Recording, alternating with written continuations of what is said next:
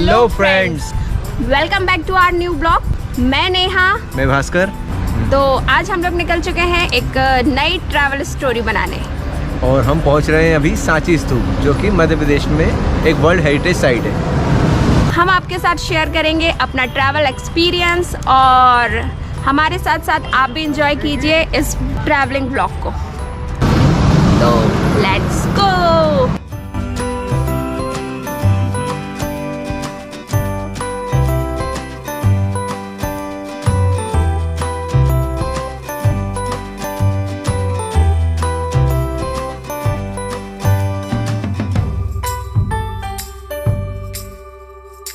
हमने अपना सफर by road city of lake यानी कि भोपाल शहर से शुरू किया।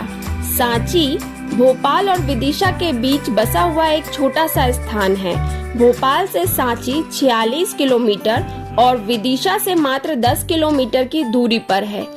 आप चाहें तो सांची ट्रेन से भी पहुंच सकते हैं। सांची में एक छोटा सा रेलवे स्टेशन भी है।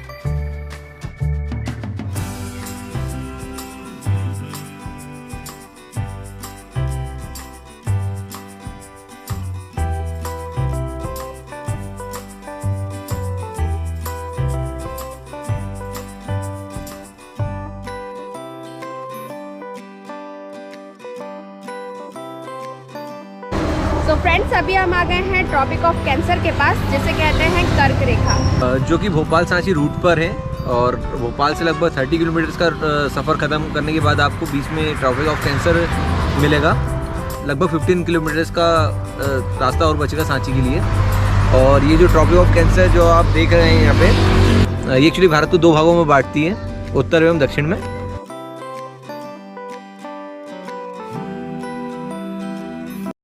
कर्क रेखा को पार करके हम पहुंच जाते हैं सांची गांव में, जहां हम देखने वाले हैं 3री शताब्दी में अशोक द्वारा बनाए गए भगवान बुद्ध से संबंधित स्तूप। अभी हम लोग पहुंच गए हैं सांची और अब हम लोग जा रहे हैं यहाँ पर टिकट लेने के लिए। तो सबसे पहले टिकट लेना होगा, देन इसके बाद हम जाएंगे स्तूप के पास।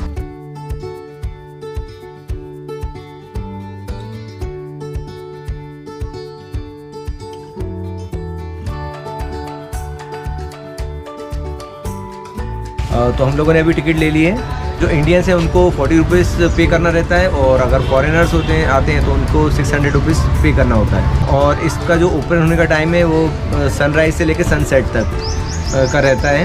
अगर हम म्यूज़ियम की बात करें तो सुबह 9 बजे से लेकर शाम को 5 बजे तक रहता है। और ये जो म्यूज़ियम है फ्राइडे को बंद रहता है। तो अभी हमने स्तूप की टिकट ले ली है, तो अब चलिए हम चलते हैं स्तूप की ओर।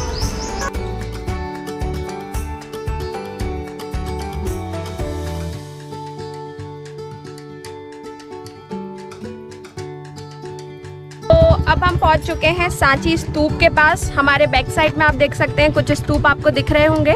और बस अब हम चलते हैं सांची स्तूप की तरफ। पर उससे पहले हम कुछ ठंडा पीना चाहते हैं, क्योंकि थोड़ी हल्की धूप हो रही है, थोड़ा गर्म मौसम है, तो पहले ठंडा पीने का मन हो रहा है हमारा। हाँ, तो सबसे पहले हम कुछ ठंडा पियेंगे, देन उसके बाद फिर हम आगे चलेंगे।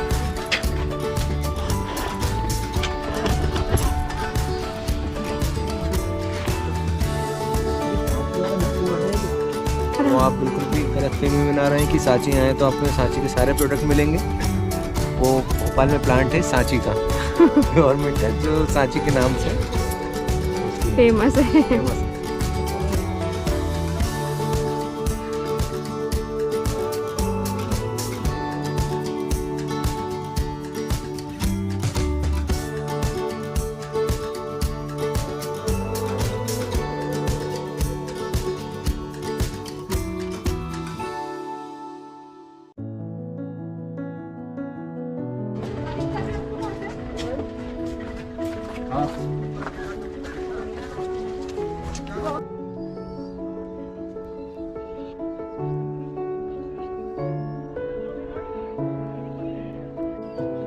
तो यहाँ पर कई सारे स्तूप बने हुए हैं और हम लोग जा रहे हैं। अब हमने मेन गेट से एंट्री ले ली है, स्तूप की ओर आगे बढ़ रहे हैं। और अभी भास्कर गए हैं पानी की बोतल लेने के लिए, तब तक के मैं आगे धीरे धीरे चल रही हूँ। क्योंकि ये स्तूप बौद्ध भगवान से संबंधित है, इसलिए यहाँ पर कई सारे फॉरेनर्स भी घूमने के लिए आते हैं। इंडिया और इंडिया के बाहर से कई टूरिस्ट यहाँ पर आते हैं। ये आप मेरे बैक साइड में देख सकते हैं, एक ये स्तूप है और जस्ट जो अभी पीछे दिख रहा है ये है मेन स्तूप।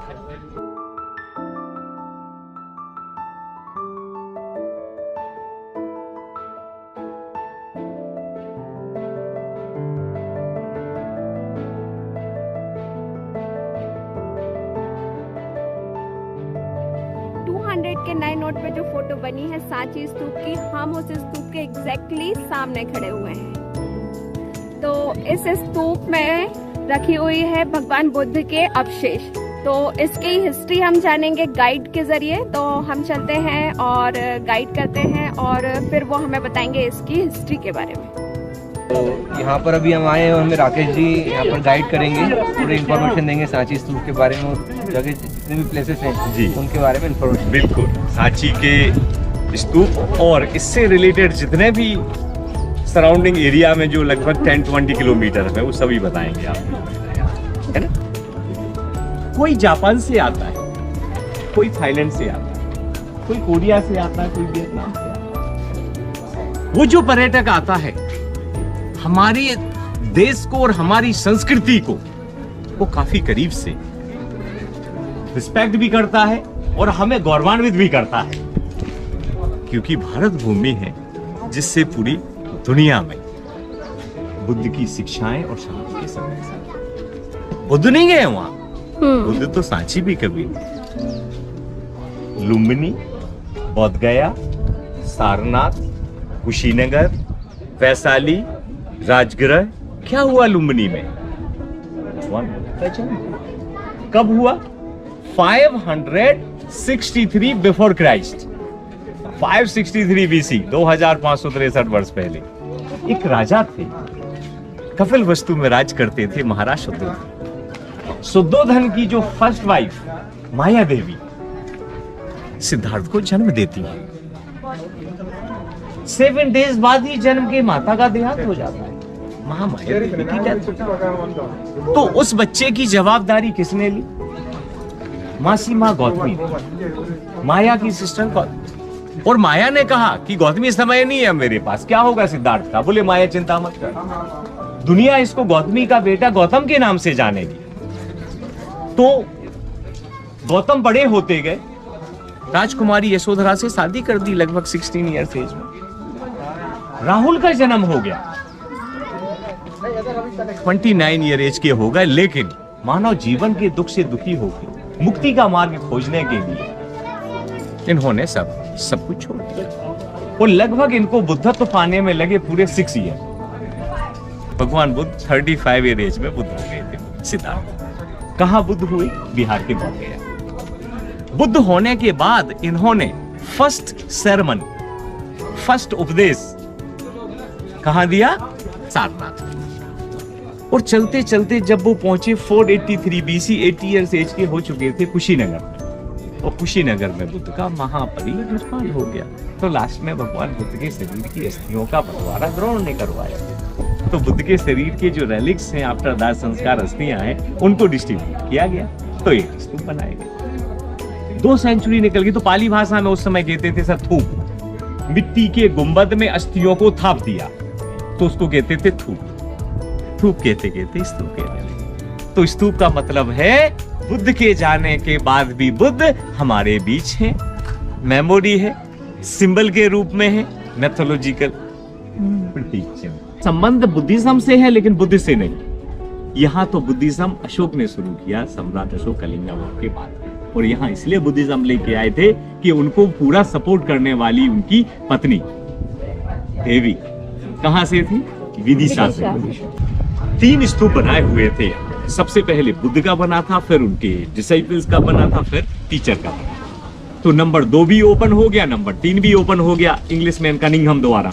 अच्छा, इनको ओपन करके देखा गया है कि अंदर क्या है? महास्तूप छोड़ के नंबर 2 नंबर 3 छोटा अच्छा, कि अंदर इनके क्या है? तो कनिंग हमने क्या पाया था? नंबर 2 से 10 टीचर्स के रेलिक्स, और नंबर 3 से सामने से सारी पुत्र और महामुद्गलाएं, भगवान बुद्ध के प्रिय शिष्यों की अस्थियां। इसके अंदर तो आज भी है।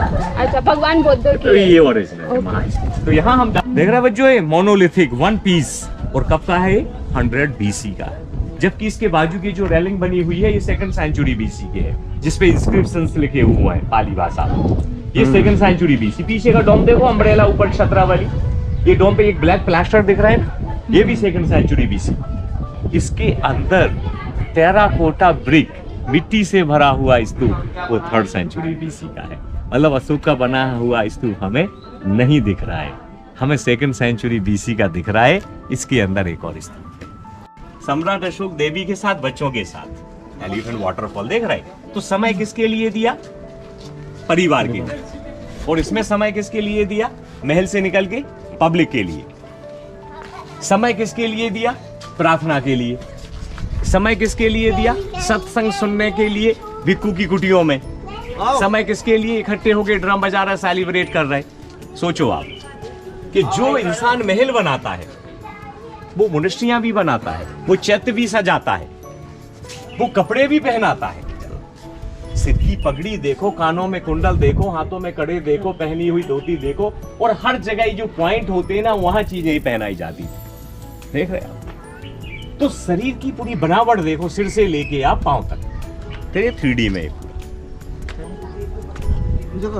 राजा ने परिवार को समय दिया, अपने देश के लिए समय दिया। अगर देश सुरक्षित तो उसमें धर्म सुरक्षित।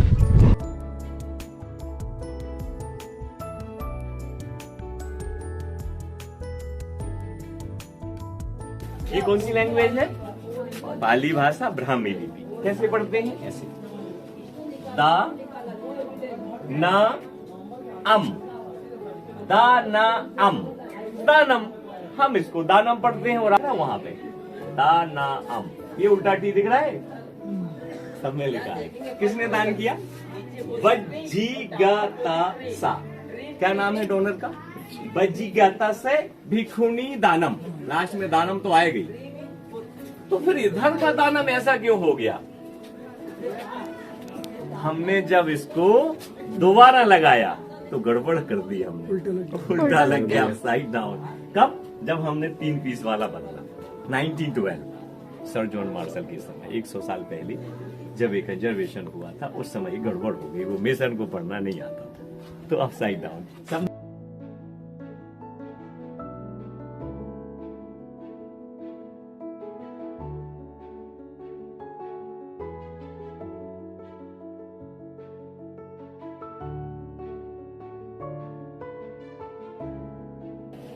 पहले भी बिफोर मोनेस्ट्री 6th सेंचुरी से 1500 बीसी पार्ट ऑफ वैदिक काल, उस समय भी तो गुरुकुल होते थे, आश्रम होते थे, खेत खलियान होते थे। तो उसकी सुरक्षा वॉल कैसे बनाई जाती थी? किसान जंगल की झाड़ियां लगा देते थे, आउटर वॉल बैम्बू से बना देते थे, और हर साल बदलना पड़ती थी। लेकिन हमने लकड़ी की जगह स्टोन में काम करना शुरू 2nd सेंचुरी बीसी से कर दिया। देखो पूरी कटिंग और फिटिंग है तो पैटर्न लकड़ी का, लेकिन स्टोन में है। देख रहा है फिनिशिंग और होल।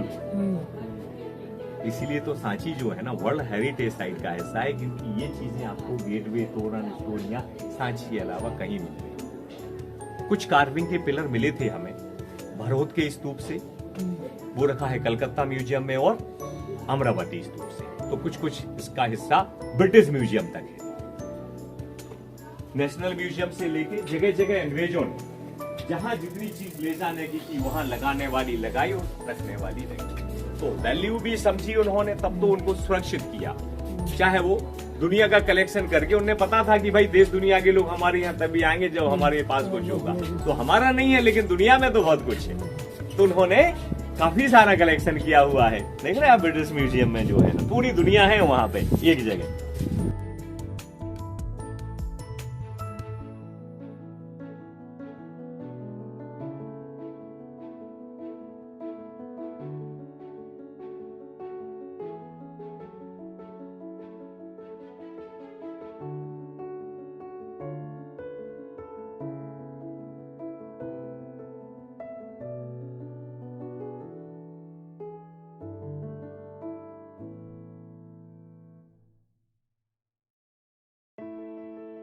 तो फ्रेंड्स, अभी आपने देखा जो हमारे साथ गाइड थे उन्होंने कितने अच्छे से हम इंफॉर्मेशन दी इस स्तूप के बारे में। अब बाकी का हमने खुद एक्सप्लोर करना है और हमको पूरा घूमना है, तो बस अब चलते हैं हम। आगे से स्टेयर्स दी हुई हैं जहाँ से हम ऊपर जाएंगे और घूमेंगे ऊपर भी, उससे भी कैसा लगता है ये स्तूप। और आप ये देख रहे होंगे जो बाउंड्री वॉल बनी हुई है, इसका जो पैटर्न है ये बैम्बू स्टाइल में है।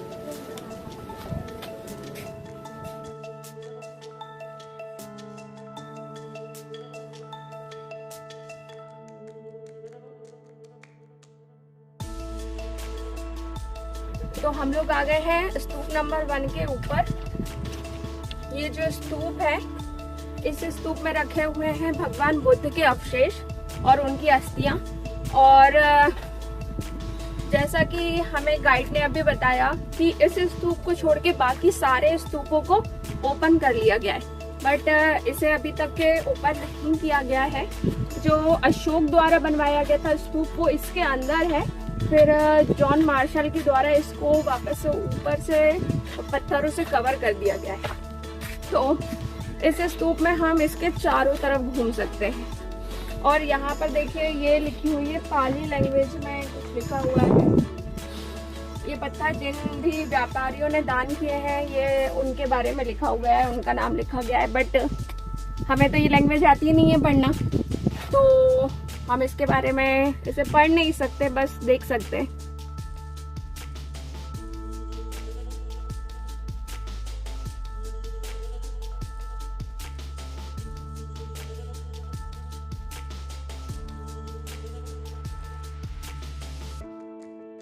और फाइनली ये अभी जो हम देख रहे हैं ये 100 ईयर्स पहले का है, जो कि जॉन मार्शल ने इसको दोबारा कवर करवाया था जिससे कि इसको क्षति या डैमेज ना हो।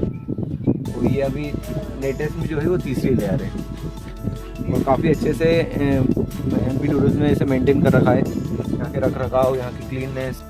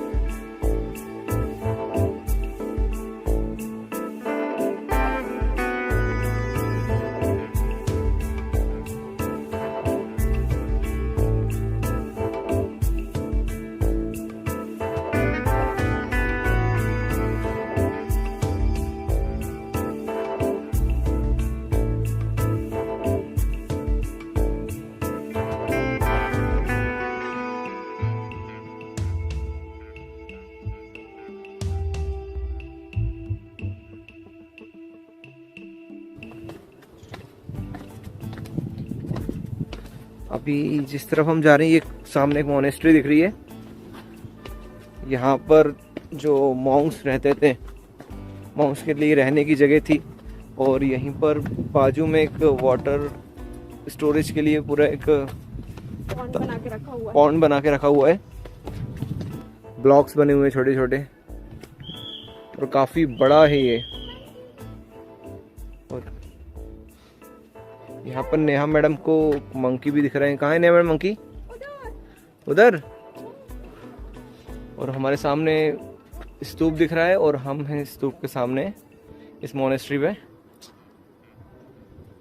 इतना बड़ा पत्थर दिख रहा है, ये एक्चुअली पत्थर से बना हुआ एक कंटेनर है जो कि उस समय बौद्ध भिक्षु इसको इस्तेमाल किया करते थे।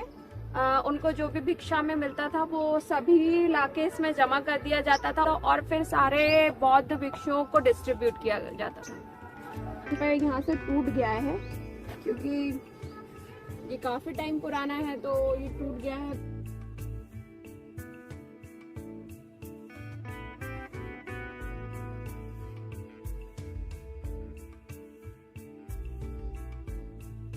यहाँ पे मॉन्क्स हैं, ये भी मॉन्क्स पानी पी रहे हैं मॉन्क्स।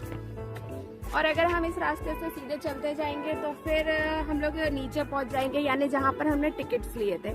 बट अभी हमारी गाड़ी ऊपर है तो हमें स्तूप देखने के बाद वापस से रिटर्न आना होगा इसी रास्ते।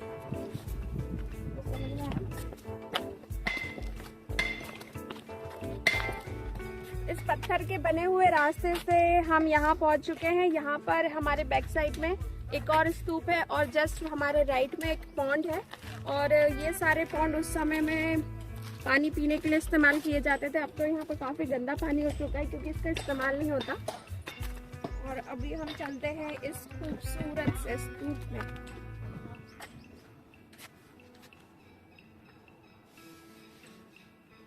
हम जिस स्तूप में पहुंचे हैं ये ऊपर जो स्तूप बने हुए हैं उससे ये मिलता जुलता है।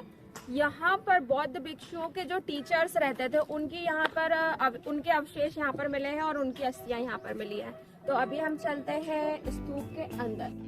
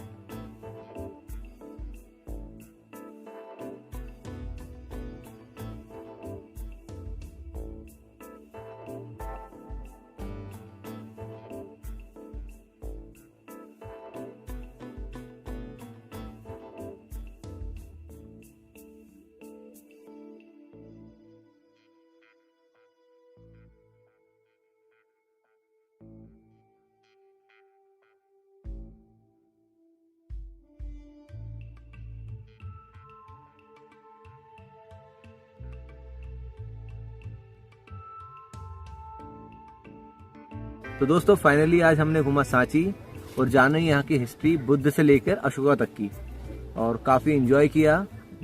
और यहाँ पर एक अलग ही शांति आपको महसूस होगी। तो आप एक बार जरूर सांची आए और हम आपसे मिलते हैं एक नई ट्रैवल स्टोरी के साथ। और अगर आपको हमारा सांची का व्लॉग पसंद आया हो तो हमारे वीडियो को लाइक कीजिए, शेयर कीजिए और हमारे चैनल को सब्सक्राइब कीजिए। Thank you. जय हिंद। Bye bye.